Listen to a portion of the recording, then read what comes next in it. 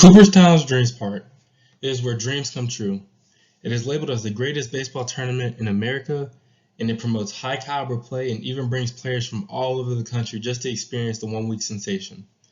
Cooperstown, New York is where baseball itself was found around the time of 1839. And then when you fast forward to 1996 and so on, Cooperstown is now home to the biggest amateur baseball tournament in the world. A week-long baseball tournament for children 12 and under from all 50 states, like I said before, at a high level. I experienced Cooperstown personally when I was 12 years old when I traveled with my team called the North Charlotte Milk Dogs.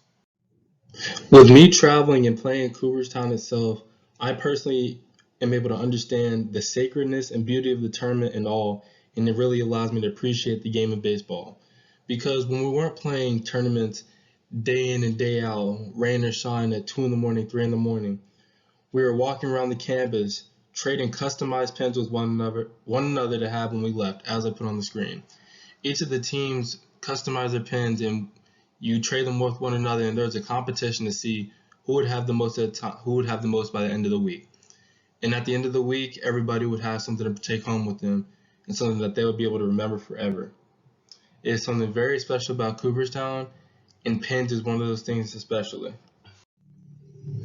We spent a lot of time this summer in our class talking about a gift economy, and the tournament exemplifies the gift economy through the opening ceremony.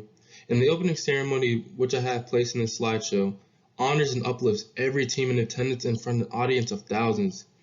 Each team, each player is recognized in front of a crowd in which they are welcomed to a standing ovation.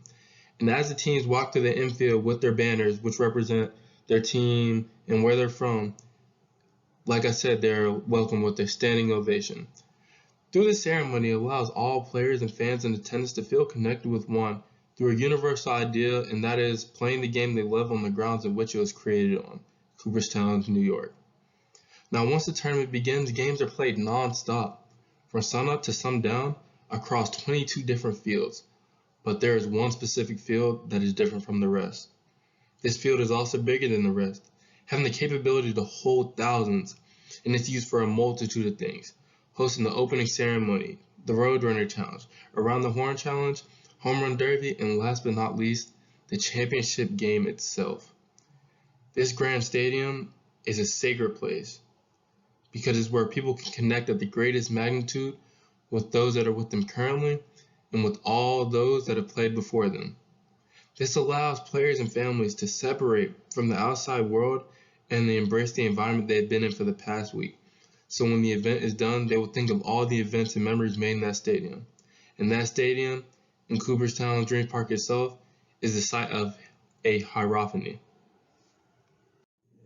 Even after doing this final project, I get nostalgic when thinking of Cooperstown because it really is where dreams come true.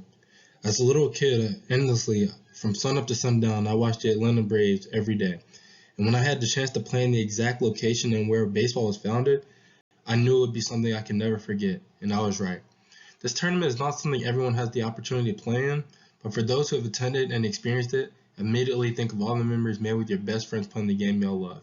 And even if you haven't played it, I think it's important for you to understand how a game as simple as baseball can bring together a group of thousands all in just a week.